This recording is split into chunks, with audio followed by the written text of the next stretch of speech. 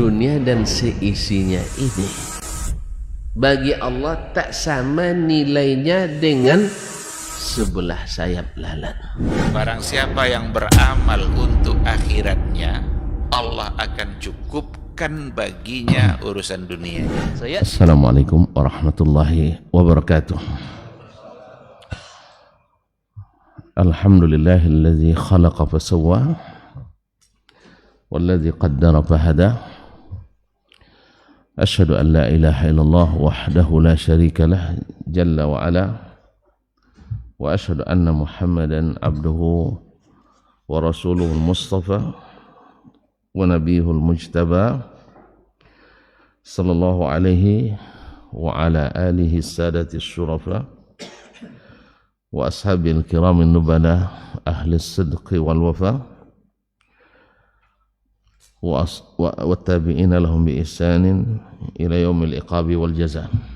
Amma ba'd, فأوصي نفسي وإياكم أيها المسلمون بتقوى الله حق التقوى ومراقبته بالسر والنجوى فإن أجسادنا على النار لا تقوى فتمسكوا من الإسلام بالعروة الوثقى وتزودوا فإن خير الزاد التقوى يا أيها الذين آمنوا اتقوا الله حق تقاته wala tamutunna illa wa antum muslimun. Bapak dan ibu-ibu, saudara-saudara dan saudari-saudari kaum muslimin dan muslimat, al-hadirin wal hadirat wal musyahidin wal musyahidat wal mustami'ina wal mustami'at. Jemaah salat subuh di Masjid Zaid bin Thabit radhiyallahu anhu Pekanbaru, ataupun yang menyaksikan serta mendengarkan dimanapun berada. Alhamdulillah, kita merasa senang dan bahagia di subuh ini. Allah izinkan kita untuk merasa senang dan menikmati keberadaan di tempat ini, tempat yang insya Allah memuliakan kita, menjadikan kita tinggi, dan mudah-mudahan di akhirat nanti bisa menjadi saksi yang meringankan kita sehingga dihisab dengan hisab yang mudah.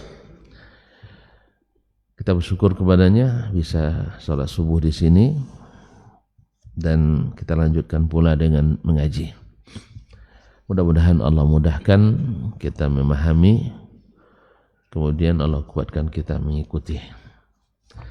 Rabbi shrah li sadri wa yassir li amri wahlul 'uqdatam min lisani yafqahu qawli.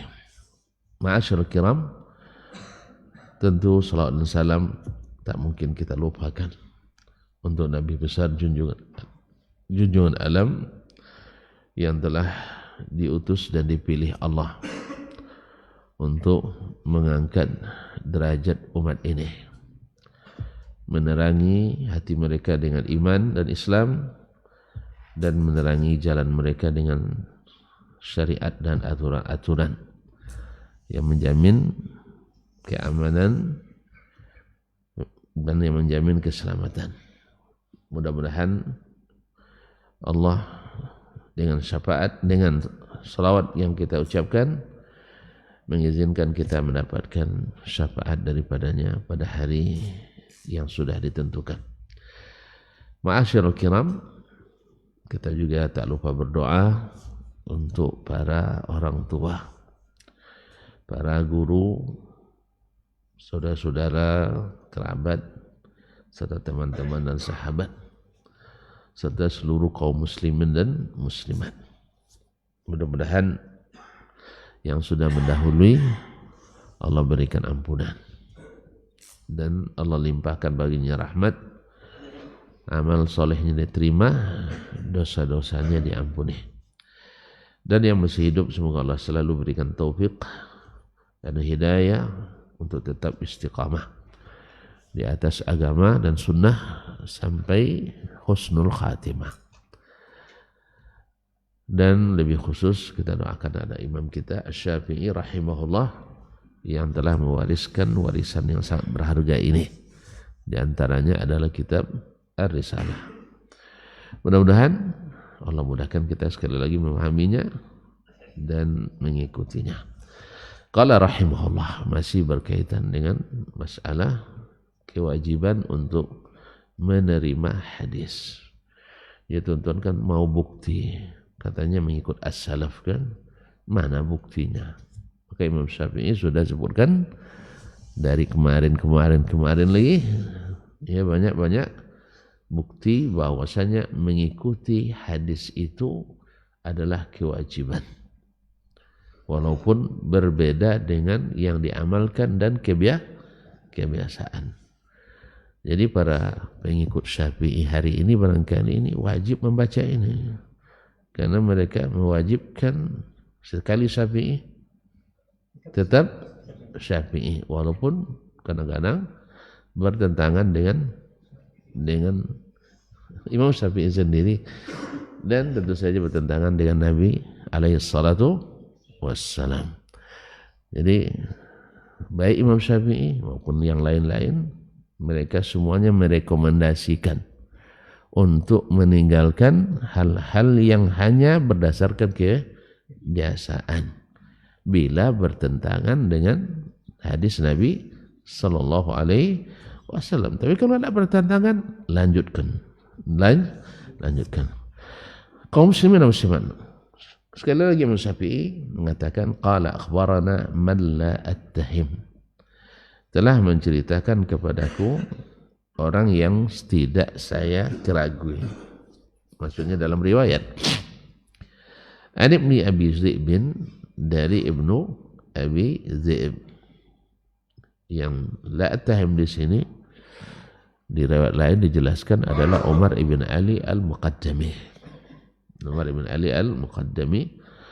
An Ibni Abi Zi'bin, dari Ibnu Abi Zi'bin. Ibnu Abi Zi'bin ma'ruf dengan sebutan itu, namanya adalah Muhammad bin Abdurrahman ibn Abi Zi'bin al-Madani, salah satu ulama besar di Madinah. Ia lebih senior dari Imam Malik, lebih dulu dari beliau, dan agak sedikit juga ada sesuatu di antara mereka berdua. Maklumlah, dua matahari di satu hari. Mas paham? Ya, dua matahari di satu. Nah, boleh tak? Nah, itu yang masalah. Kadang-kadang ditambah lagi, ya maklumlah para murid-murid ini kadang,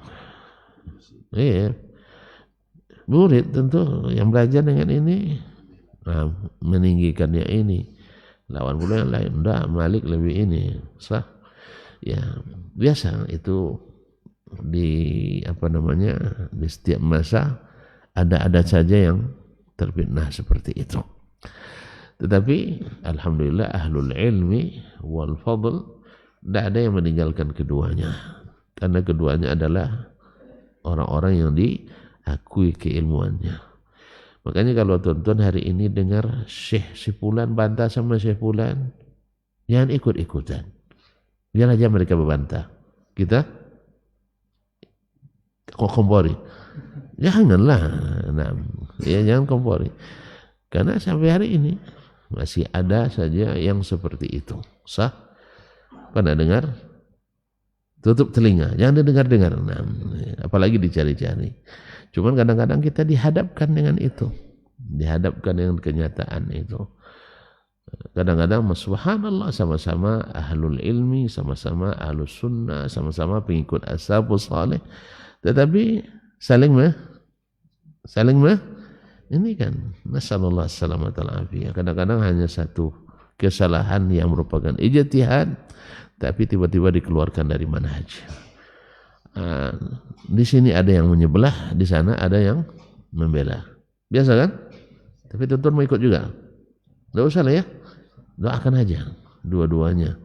Semoga yang benar di antara keduanya Allah berikan pahala. Yang salah semoga Allah turunkan bala. Semoga yang salah Allah, kalau masih hidup Allah kembalikan ke jalan yang benar, dan kalau sudah mendahului semoga Allah mengampuni. Itu yang kita lakukan. jangan ikut-ikutan pula. Cuman banyak pula ikut-ikutan. Nah, itu masalahnya. Ini suka berkelompok-kelompok gara-gara syekh, ini yang menjadi masalah. Ya, kalau berkelompok gara-gara sunnah saja tidak masalah, tapi gara-gara syekh. Kalau anda ikut majelis syekh saya, anda bukan ahlus sunnah, apa bedanya dengan ahli bid'ah? Ya. Jadi patokan benar bukan syekh, patokan benar bukan jamaah, tapi patokan benar adalah Al-Quran dan Sunnah menurut pemahaman as-salafus salih. Kalau as-salaf sendiri berbeda pendapat, masa kita tidak boleh beda pendapat? Sah? Karena beda-beda pendapat dalam suatu masalah tertentu, akhirnya membuat kita tak bisa saling buka pintu. Sah? Ya, saya ingat masih dulu antara kita aja sesama dai, ya saling serang gara-gara yang satu bikin yayasan, yang satu belum sempat bikin yayasan. Sah? Besok pulang lu duluan pula bikin yayasan. Sah? Jadi sebenarnya kaum muslimin dulu acara-acara touring tidak boleh. Sebab itu ngikut hizbi misalnya. Alhamdulillah lama-lama enak rupanya touring itu. Rupanya enak touring itu katanya. Sah? Makanya terlalu cepat sekali itu. Terlalu cepat.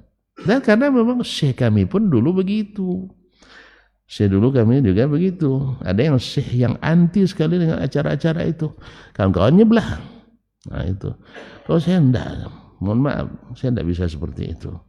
Kalau enggak ada dalil yang mengharamkan, saya enggak mau mengharamkan. Kalau enggak ada dalil yang menghalalkan, saya juga tidak mau. Walaupun harus kadang-kadang dalam tanda petik dipetik. Dan tanda petik saya kena petik. Tahu kena dipetik kan tidak ada lagi kita angkainya, sah? Tapi saya siap aja, tidak ada masalah. Petik lah. Kalau perlu petik setelah matang ya. Setelah matang dipetik kan tidak apa. Tidak apa nih anda. Jadi kaum muslimin itu juga terjadi dulu antara Imam Malik dengan Ibnu Abi Zaibin. Apalagi dua-duanya sama-sama menulis kitab Al-Muwatta. Sama-sama menulis kitab Al-Muwatta. Ibnu Abi Zaibin lebih dulu. Imam Malik datang kemudian. Tapi subhanallah Imam Malik lihat ketika ditanya, Syekh kok tulis lagi kitab yang sama? Sah? Apa kata Imam Malik? Makana lillah yabqa. Tidak ada masalah. Dia tulis kitab yang sama, saya tulis yang sama. Selama lillah. Selama lillah. Yang lillah dia akan kekal. Akan kekal. Nah, Muwatta siapa yang kekal? Malik. Ya, mudah-mudahan itu tanda beliau menulisnya lillahi ta'ala. Tidak ada masalah, itu bukan persaingan, tidak ada niat persaingan. Cuman kadang-kadang orang menafsirkannya sebagai persaingan. Orang bikin radio, kita bilang adalah radio, orang nafsirkan ini persaingan. Enggak. Kadang-kadang orang ada yang suka yang apa namanya ceplos-ceplos, yang polos-polos, yang keras-keras kah?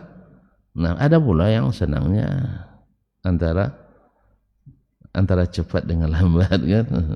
Ada pula yang suka yang memutar-mutar jawabannya.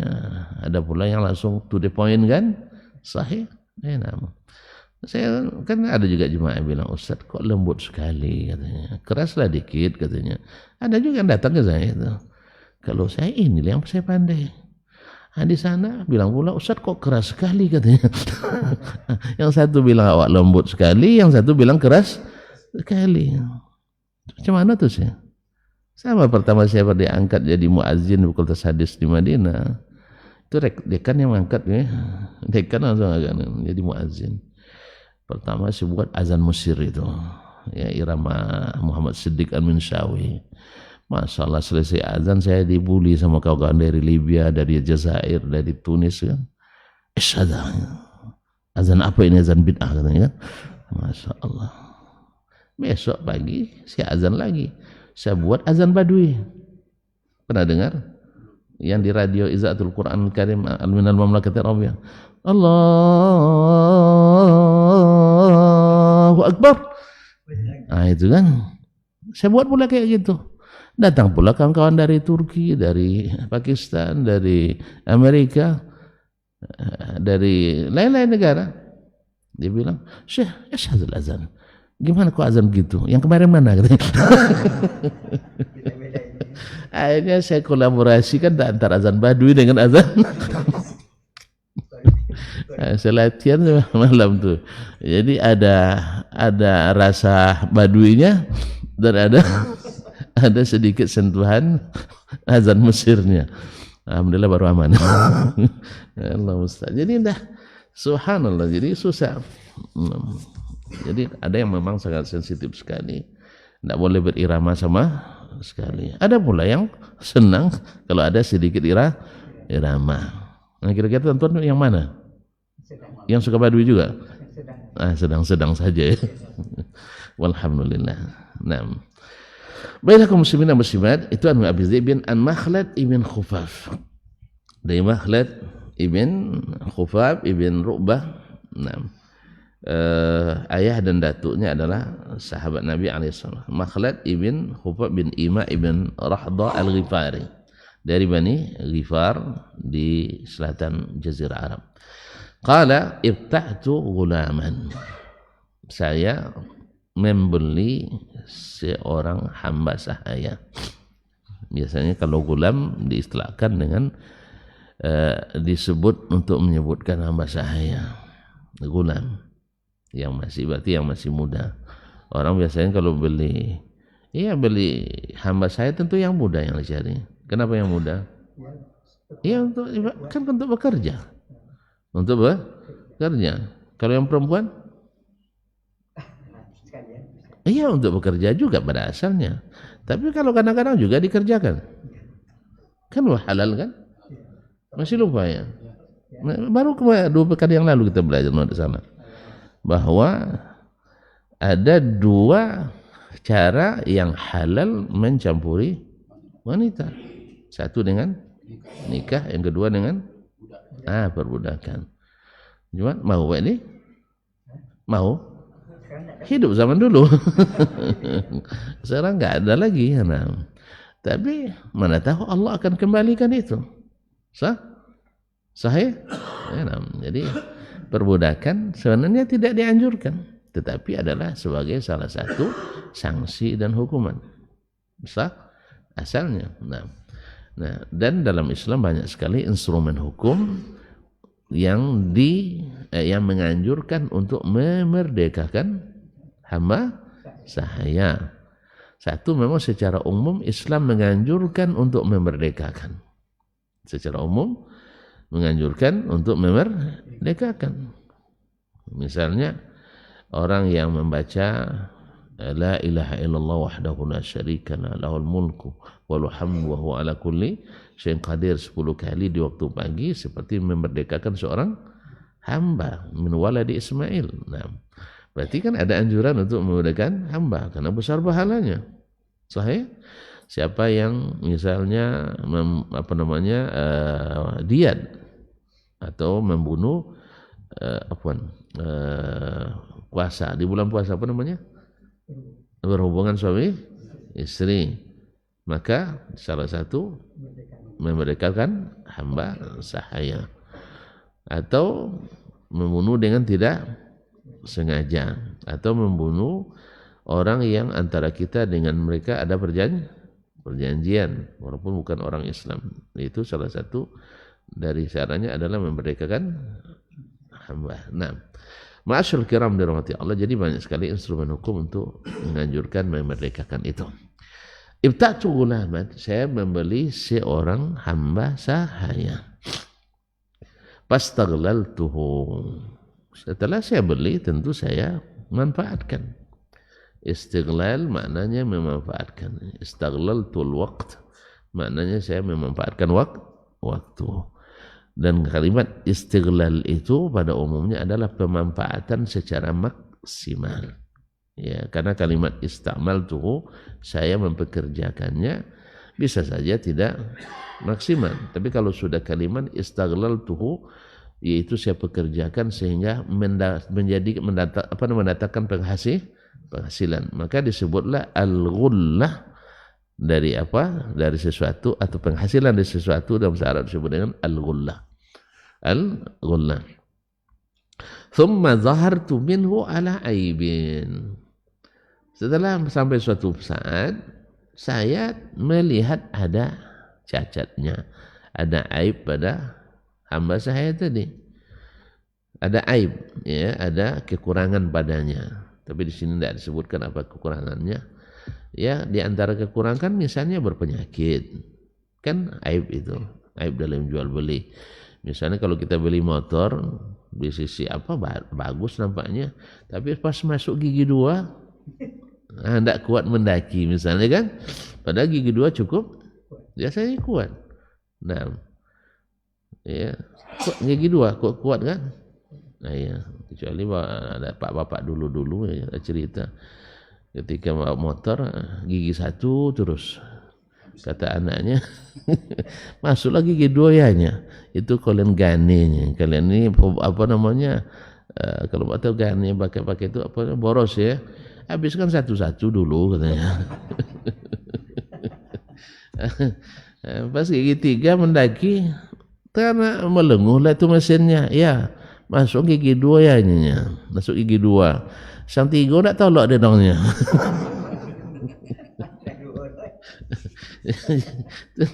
Jadi kalau main logika saja selalu menyesatkan saya.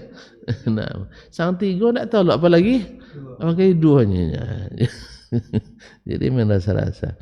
Tadi cik-cik abin dulu, jadi kalian nak capek abi bang nak kalian ini kan. Ya, ndak abin cik-cik gigi ini. Nah, jadi ternyata terlihat ada aibnya, Fakhamsatu bihi ila Umar bin Abdul Aziz.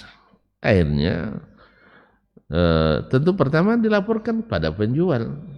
Mungkin penjual tidak terima pengembalian itu, maka saya mengadukannya kepada Khalifah Umar bin Abdul Aziz. Nah, Khalifah dia, maksudnya dia diadukan ke dia, maksudnya kepada perangkat hukumnya, sahih, kepada perangkat hukumnya. Nah, faqadha li biraddihi, lalu dia menetapkan atau memutuskan saya boleh mengembalikannya, karena jual beli yang ada aib, ada namanya khiyaru al-aib. Artinya kalau masih ada khiyar, seseorang pembeli boleh mengembalikan barang yang ada cacatnya, apapun. Nak beli apa namanya, nak beli mesin misalnya, ternyata setelah dipakai baru ketahuan. Misalnya apa? Misalnya ada bunyi-bunyi di dalamnya, atau tadilah saya katakan gigi 2 tak cukup, tak kuat untuk mendaki, sahih. Nah, kalau untuk di apa misalnya, kalau untuk hamba sahaya dulu misalnya tidak bisa bekerja, misalnya aibnya, atau ada penyakit tertentu, ya, atau misalnya kalau perempuan pandai menyanyi. Nah, dulu di saat umat Islam dulu hasil Islam berjalan, kalau perempuan atau hamba sahaya perempuan jago menyanyi terhitung aib. Tidak tahu ya tuan-tuan. Makanya perempuan merdeka waktu itu tidak ada yang profesi penyanyi, tidak ada yang jadi profesi penyanyi, semuanya adalah hamba sahaya. Kalau sekarang penyanyi kayaknya lebih tinggi pula dari presiden kadang, ya. Iya. Kalau penyanyi datang dielu-elukan, presiden datang kadang-kadang di demo. Sah? Pernah tuan-tuan dengar penyanyi, artis datang ke suatu daerah di demo? Kenapa? Ada juga. Hah? Itu karena ada politiknya. Sahih? Kapan itu? Saya tidak tahu. Kok tidak dilaporkan? Hah? Iya, karena ada unsur politik kan? Iya. Serius nih. Atau karena perangai yang tidak benar? Sah? Pada umumnya, iya nak. Pada umumnya penyanyi tidak di demo. Tapi kalau pejabat sering di demo. Ada pejabat sebulannya 29 kali di demo. Berarti tiap hari. Sebulan 29 kali gitu. Tapi memang berakhir juga dengan tragis. Nasallallahu alaihi wasallam. Jadi kaum muslimin dan muslimat dirahmati Allah, maka Umar bin Abdul Aziz memutuskan dia mengembalikan. Nah, wa qada alayya bi raddi ghallatihi. Cuman ada keputusan lain pula yang mengikat, yaitu semua hasil dari pekerjaan, artinya saya memanfaatkan dia, berarti saya harus berikan kompensasi. Ibaratnya 3 bulan dipakai, kira-kira berapa saya harus bayar kompensasi karena menggunakan milik orang. Andainya misalnya kalau tuan-tuan punya hamba saya sewa untuk bekerja di tempat saya sebulan berapa? Anggaplah misalnya 5 dirham sebulan. Berarti kalau 3 bulan saya harus bayar 15 dirham. Itu secara logis sangat logis. Karena kita sudah menggunakan milik orang. Sah? Kenapa disebut milik orang? Karena kita kembalikan. Kita kembalikan dan uang yang kita bayarkan utuh kembali. Misalnya saya beli hamba saya itu dulu dengan 200 dirham. Karena dia ada aib, orang itu wajib mengembalikan 200 dirham. Harus bayar penuh. Nah, sekarang selama dia dengan saya kan saya gunakan. Saya pekerjakan. Dan hasilnya untuk saya. Sah? Misalnya suruh dia gembala kambing-kambing saya. Seharusnya kan saya yang gembalakan. Atau saya upah orang lain. Sekarang enggak. Dia yang gembalakan. Tanpa, berarti saya sudah dapat pendapatan secara otomatis. Yang upah yang seharusnya bayar kepada orang yang merdeka 10 dirham sebulan, sekarang saya tidak bayar lagi. Berarti saya sudah untung 30 dirham. Nah, sekarang hamba saya ini saya kembalikan. Dia sudah mengerjakan pekerjaan saya yang kalau seandainya saya yang kerjakan atau saya upah pada orang lain bayar. Maka oleh sebab itu Umar bin Abdul Aziz memutuskan bayar kompensasi itu.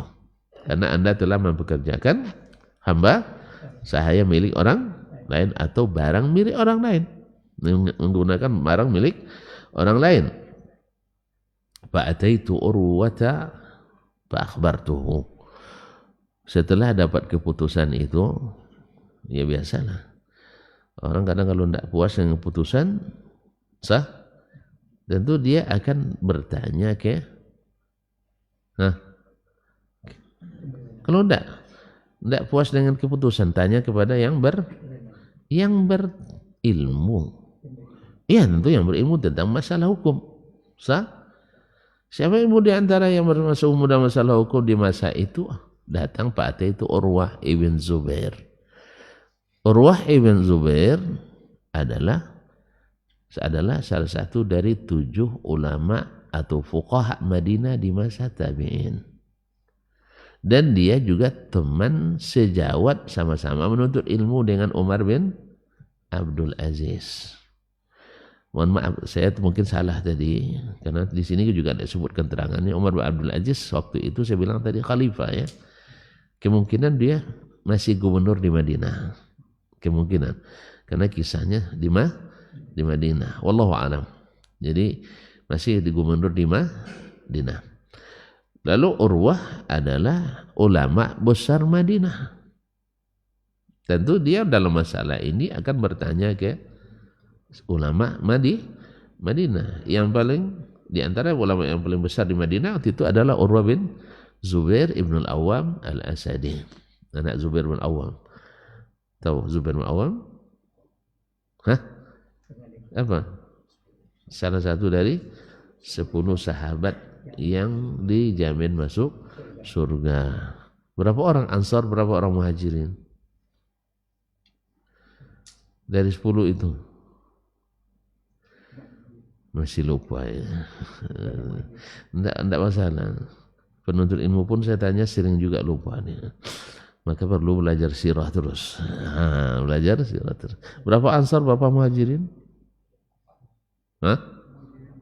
Muhajirin 8, Ansar 2. Siapa yang 2 itu? Sa'ad bin Abi Waqqas Az-Zuhri. Bani Zuhra dari Mekah, Ustaz.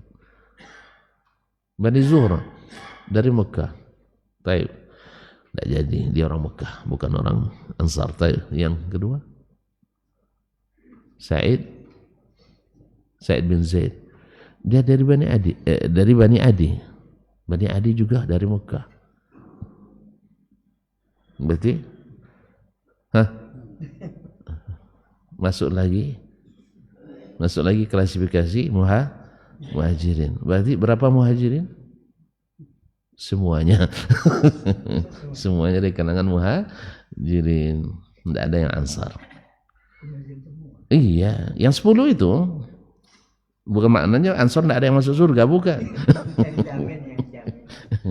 Ini yang namanya diabsen satu-satu oleh Nabi SAW dalam satu hadis.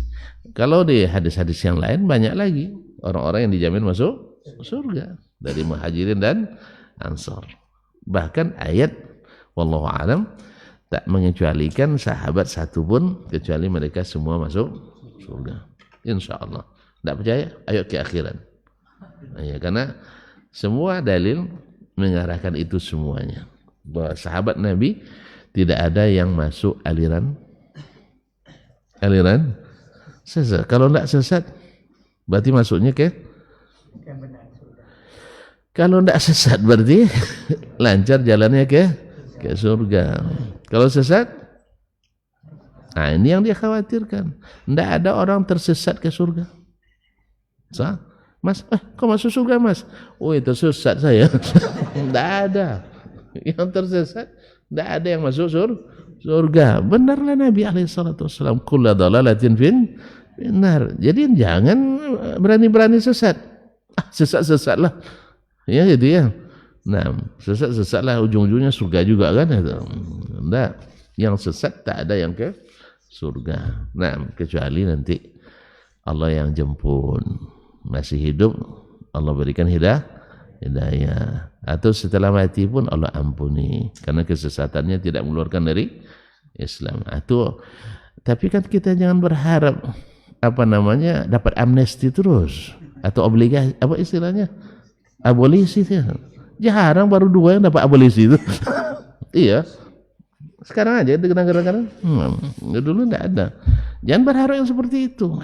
Kalau harap yang bebas tanpa ada tuntutan. Kalau bisa masuk surga tanpa hisab, doalah masuk surga tanpa hisab. Atau kalaupun dihisab, hisaban yasira, hisab yang mudah. Jangan sampai tersesat ya. Allah musta'an. Kaum muslimin dan muslimat yang mati Allah SWT. Jadi Urwah ibn Zubair dia disampaikannya kepada dia, diceritakan. Faqala, lalu Urwah menjawab, aruhu ilaihil asyiyah, saya akan datang kepadanya sore ini. Jadi masalah ternyata Urwah punya dalil bahwa keputusan itu tidak benar atau tidak tepat. Nah, jadi kalau ada seorang alim tahu kesalahan seorang penguasa, maka dia datangi, aruhu ilaihil asyiyata, saya akan menemuinya petang ini atau malam ini. Al-asyiyah itu petang hari. Fa ukhbiruhu, nanti saya beritahukan kepadanya, anna Aisyata, bahwa Aisyah radhiyallahu taala anha, istri Nabi alaihi salatu wassalam, akhbaratni, Urwah dengan Aisyah ada hubungan enggak? Apa hubungannya? Ayo, mak dia adik-adik kandung sama Aisyah. Siapa namanya? Asma binti Abi Bakar radhiyallahu taala anhum ajma'in.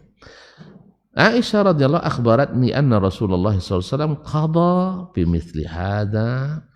Rasulullah SAW pernah memutuskan perkara seperti ini, annal kharaja bid-dhaman, bahwasanya al-kharaj, hasil yang didapat dari sesuatu itu adalah kompensasinya dari jaminan. Jaminan. Apa maknanya? Ketika hamba sahaya itu berada di bawah kepemilikan atau di bawah kendali sang pembeli, kalau sempat dia sakit, siapa yang bertanggung jawab mengobati? Penjual atau dia? dia. Mengobati perlu biaya apa tidak? Perlu. Kalau sempat dia mati, sah? Jadi tanggung jawab siapa? Pembeli. Ada hak lagi minta duit? Nah. Oleh sebab itu, karena dia bertanggung jawab, ya, ada kewajiban, maka dia juga punya hak. Makanya penjaminan itu, disitulah dia berhak mendapatkan hasil daripada hamba tadi. Makanya Umar ketika memutuskan dengan alasan logis, yaitu barang orang dimanfaatkan, sah, ia harus dikembalikan. Sah, dikembalikan barangnya dan hasilnya. Jelas? Itu logis sekali. Cuman ternyata Nabi SAW punya pandangan lain dengan syariat. Bahwasanya orang ini di bawah jaminannya. Kalau tuan-tuan punya mobil, dibeli dari seseorang, kalau tabrakan di masa itu, siapa yang tanggung? Pembeli atau penjual? Pembeli. Makanya boleh tidak dia pakai? Boleh. Selama 3 bulan dia pakai itu sudah menghasilkan pula uang 30 juta misalnya. Sah? Masya Allah, luar biasa kerjanya itu ya. Sebulan 10 juta hasilnya. Sah? Mana tahu kan? Nah, maka yang 30 juta itu adalah kompensasi daripada penjaminan dia terhadap kerusakan yang terjadi kalau ada. Jelas? Maka dengan alasan itu Nabi SAW memutuskan bahwa kharaj bid-daman, bahwasanya hasil itu halal bagi sang pembeli tadi, walaupun barang dikembalikan secara utuh. Kenapa halal? Karena dia berkewajiban dan tidak ada haknya untuk menuntut sang penjual untuk memperbaiki kalau terjadi sesuatu. Oleh sebab itu maka dia berkewajiban, berhak untuk mendapatkan hasil dari pekerjaan itu. Naam. Ma'asyil kiram yang dirahmati Allah Subhanahu wa taala, Naam. Fa'ajiltu ila Umar. Lalu saya segera menemui Umar bin Abdul Aziz kembali. Fa'akhbartuhu ma akhbarani Urwatu an Aisyah an Nabi sallallahu alaihi wasallam.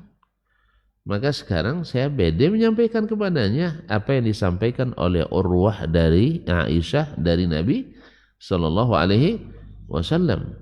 Kira-kira Umar bin Abdul Aziz kan kenal sama Urwah kapasitasnya kan? Kenal enggak? Masa enggak kenal?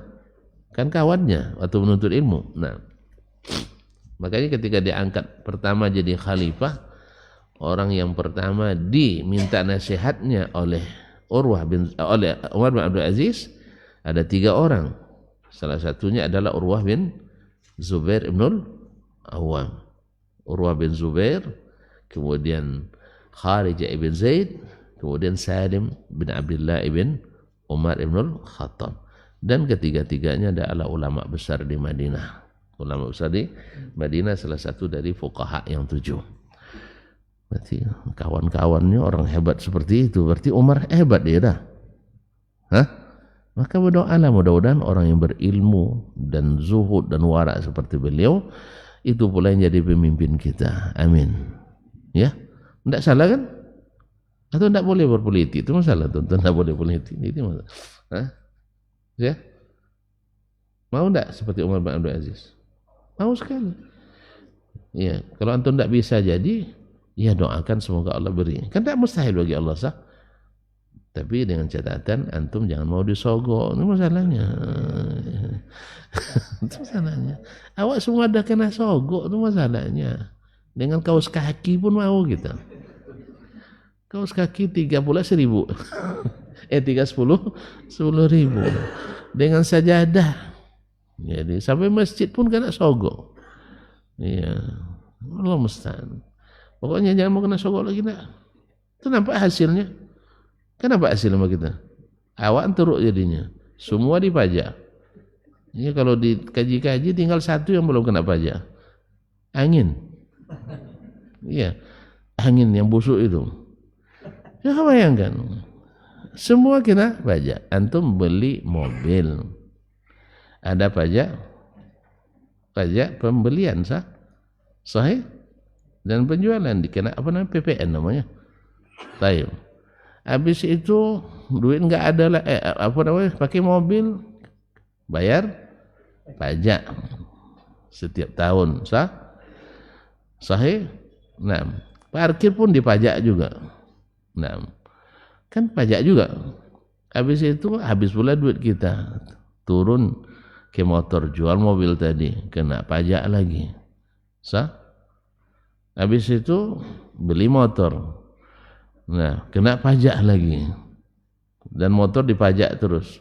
Sisa uang tadi kita bawa makan, kena pajak lagi sah. Masuk ke, habis makan masuk ke toilet, kena pajak. Bayar lagi. La haula wala quwata illa billah. Jadi mau negeri pajak ini salah tuan-tuan juga, mau disogok. Jadi makanya banyak bunyinya 10%, 15% sah, tapi tidak nampak hasilnya. Coba ada yang 2,5% itu yang diberdayakan, nampak hasilnya. Lah, berdoa dan berusaha ya, jangan mau kena sogok. Apalah artinya, saya kan cuma 2 orang sekeluarga Ustaz. Ya, 2 itu sangat berarti. Sebab kalau 2 itu kali 2 juta, 24 juta. Sah? Apalagi kalau 2 itu dikali 200. Oh, besar itu. Makanya pokoknya jangan, saya tidak mau disogok. Jelas? Jelas? Ya, kalau tidak yang seperti itulah. Nari-nari pandai banyak. Kan banyak yang pandai nari lagi daripada bekerja. Sahih? Jadi bergunjing kita. Terima kasihlah tuan-tuan ingatkan.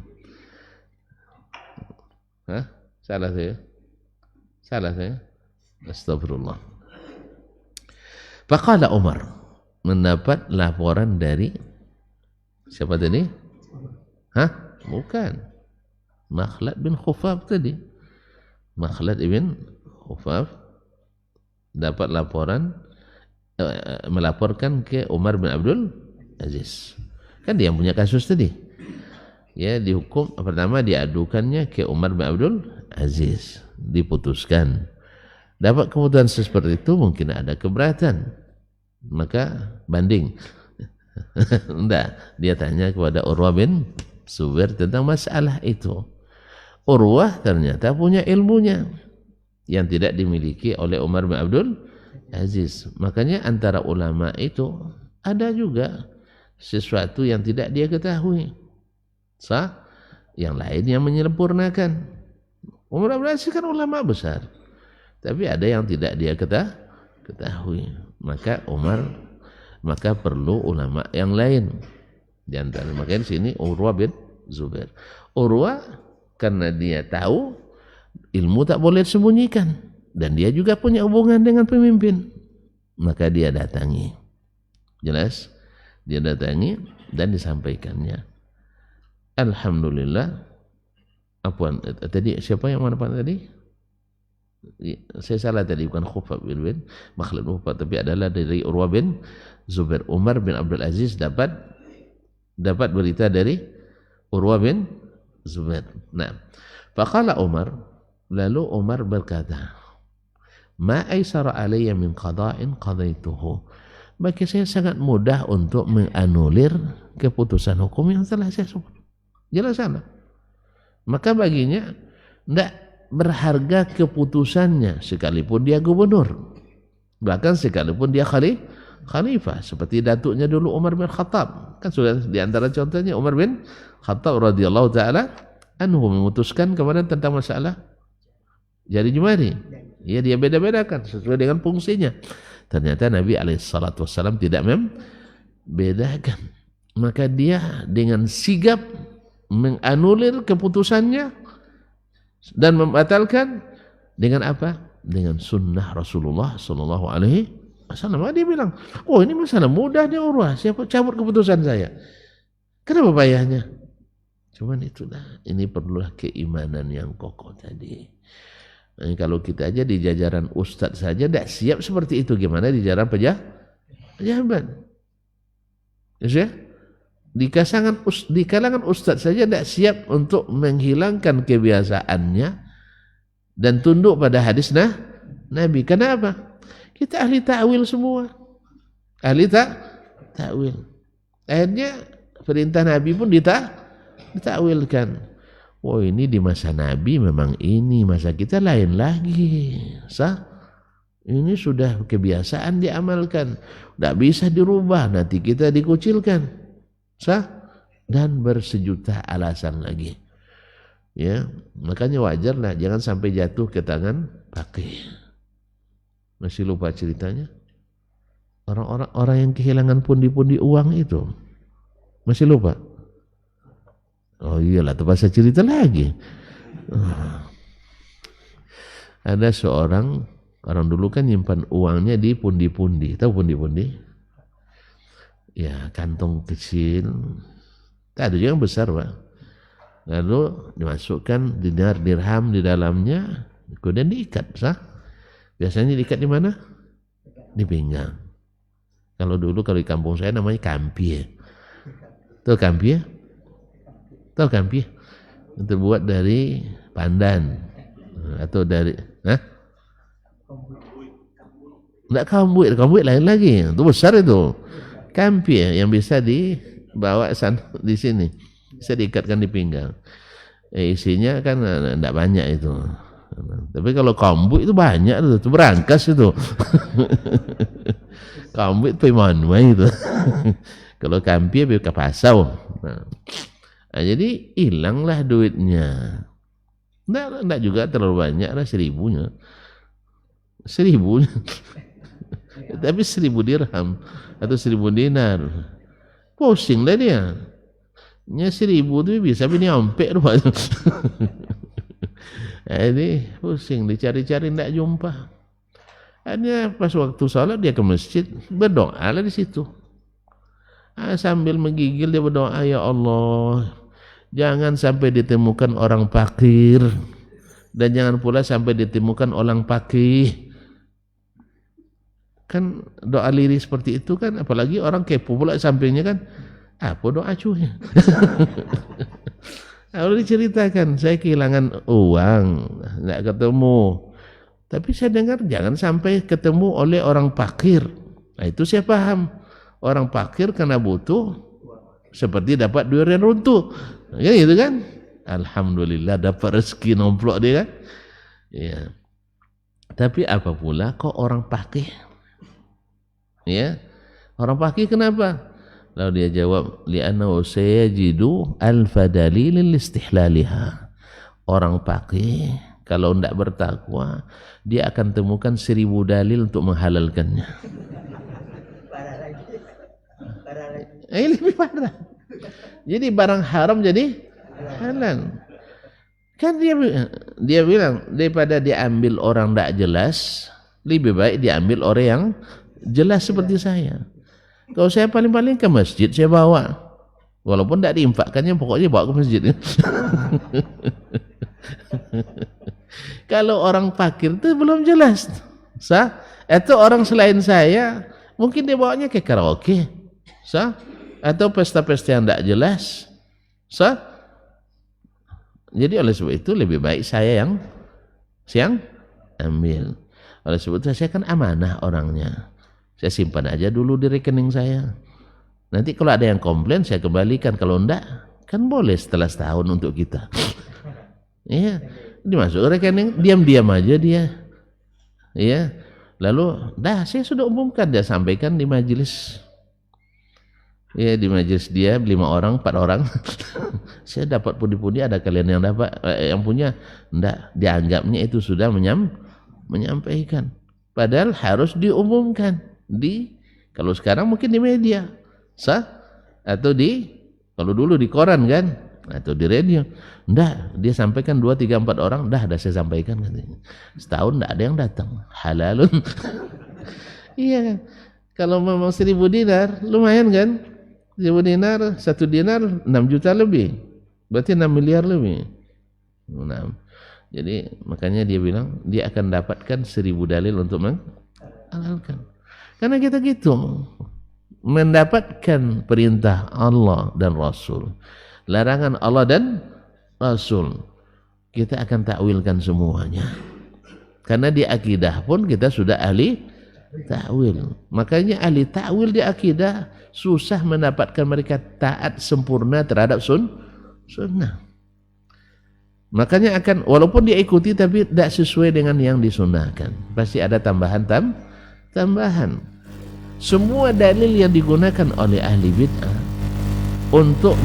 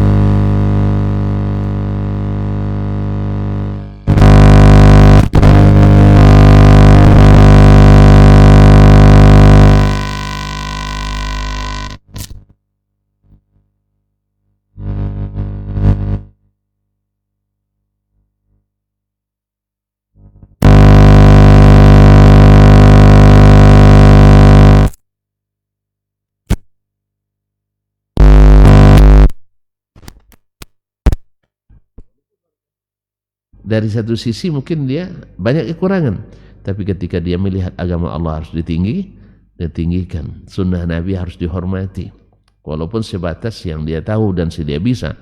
Tapi masalah kalau tahu sunnah dia tinggikan, tahu perintah Allah dia hormati, Allah berikan taufik. Jelas, Allah berikan taufik, dan Allah maha mudah baginya untuk menjadikan ini, ya, tanah yang kita tinggal ini menjadi emas. Mudah baginya enggak? Mudah. Minyak bumi yang hampir habis, mungkin Allah mudah bagi Allah untuk menciptakan ladang minyak baru yang belum kita temukan selama kita masih butuhkan. Sah? Itu Arab Saudi misalnya dulu sebelum penerapan syariat miskin sampai orang-orang tua yang umur 80 tahun ke atas waktu itu sampaikan kita, dulu kami mengharapkan kedatangan jemaah haji dari Syam, dari Indonesia, Asia Tenggara secara umum. Kenapa? Supaya ketika mereka pulang, bekal-bekal mereka itu yang kami dapat. Kayaknya terbalik sekarang ya, kita kalau datang orang Arab ke sini kita, kalau datang orang Arab ke sini senang kita enggak? Kenapa? Pasti bawa sesuatu. Jadi jangan heran kalau mereka pun bila datang ke negeri kita bawa sesuatu, karena dulu kita pernah berjasa juga pada mereka. Cuman bedanya yang mereka bawa lebih besar, karena memang Allah bukakan nikmat besar kepadanya. Akhirnya ditemukanlah ladang-ladang minyak itu. Terus kok kerja sama Amerika? Sama Indonesia juga. Kenapa mereka kerja sama mereka? Sama Indonesia juga. Kalau tidak ada Amerika tentu Cina. Kenapa? Karena mereka yang mampu. Awak tidak mampu. Atau tidak mampu kita belum boleh. Tidak paham. Tidak usah. Kalau tidak paham berarti tidak paham politik internasional. Tidak usah bicara. Belum boleh. Kemarin kita dah buat pesawat, apa hasilnya? Tidak tahu juga. Dipukul dengan krisis ekonomi. Tidak paham. Kalau tidak paham jangan pikirkan. Nanti naik asam urat. Tidak pekerjaan kita. Jadi kita mampu kadang tidak boleh. Kita mampu untuk melawan Israel sekarang, tapi boleh enggak? Tidak boleh. Siapa yang tidak boleh kan? To'ong Sam,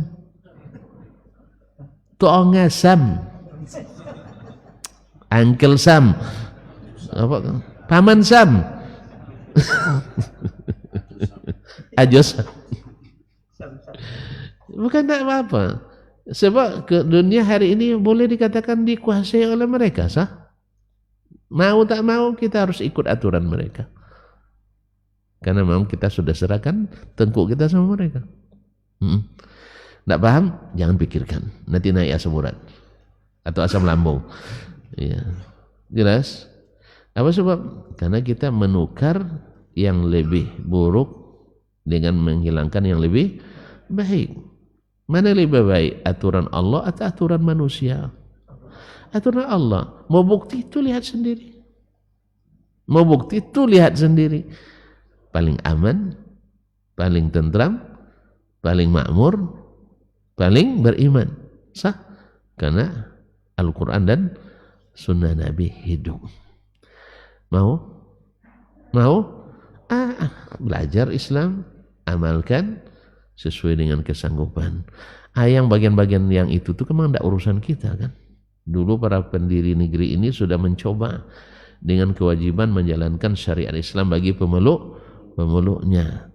Ternyata Allah itu belum mengizinkan, karena ada yang mengancam akan memisahkan diri dari NKRI, padahal minoritas. Begitulah besarnya jiwa para kaum muslimin demi menjaga toleransi itu. Walaupun kalau mohon maaf mungkin sebagian kita menilai kekeliruan ijtihad. Kan ancaman. Sekalian tidak juga terjadi, tapi apa boleh buat? Sudah terjadi. Tapi Undang-Undang Dasar 45 menjamin kita mengamalkan yang sifatnya yang bisa kita amalkan. Ya, kemerdekaan beragama kan dijamin. Sah? Kemerdekaan berkeyakinan kan dijamin. Maka berkeyakinanlah seperti as-salafu as-salih. Yang kita lihat bagaimana sikap mereka terhadap sunnah Nabi alaihissalatu wassalam. Tidak payah baginya merubah keputusan walaupun sudah dimasukkan dalam lembaran negara, sudah diundangkan, kan tinggal cabut, tinggal di amandemen. Kenapa dia cabut di amandemen? Tidak sesuai dengan sunnah Rasulullah Sallallahu Alaihi Wasallam. Karena itu lebih sehat, lebih tepat, dan lebih berkat. Mau? Silakan buktikan. Orang lain sudah buktikan, mudah-mudahan kita bisa mengikuti. Ya, sesuai kesanggupan kita. Dan tetap berdoa. Ingat, passwordnya jangan mau Nasallallahu salamatul afiyah. Lah, cukup begitu dulu ya. Sekali lagi, Umar bin Abdul Aziz memberikan contoh terbaik untuk kita. Bahwa kebiasaan atau keputusan yang tidak bersesuaian dengan sunnah Nabi segera dicabut. Nah, kita apalagi kita tidak punya seperti dia tanggung jawabnya. Personal sifatnya individual, lebih mudah untuk mencabut keputusan kita untuk mengikuti kebiasaan. Balik-balik disindir, dikucilkan atau diancam, besok kalau mati tidak dikuburkan. Kembalikan ancamannya, kalau saya tidak dikuburkan, saya cari nanti malam hari. Nah, itu aja. Mereka akan kedar dengan ancaman itu. Orang mati tidak takut tidak dikuburkan, tapi orang hidup takut dicari di malam. Saya, orang mati takut tidak dikuburkan? Enggak, dia tidak takut. Tidak ada hubungannya lagi. Tidak dikuburkan, tidak. Saya sudah mati. Malu pun tidak. Ada lagi malunya? Orang mati tidak malu lagi dia. Yang malu itu yang hidup. Sah? Maka ancam pula. Sempat tidak kalian kuburkan saya cari malam hari. Kan dia keyakinannya arwah gentong. Tayangan. Nasallallahu salamatul afiyah. Sebentar cuma Nabi kita lebih parah yang dihadapi. Sah? Maka laksanakan sesuai dengan kemampuan kita. Wallahu ta'ala alam wa sallallahu ala nabiyyina Muhammadin wasallam. Terima kasih dan mohon maaf. Wassalamualaikum warahmatullahi wabarakatuh.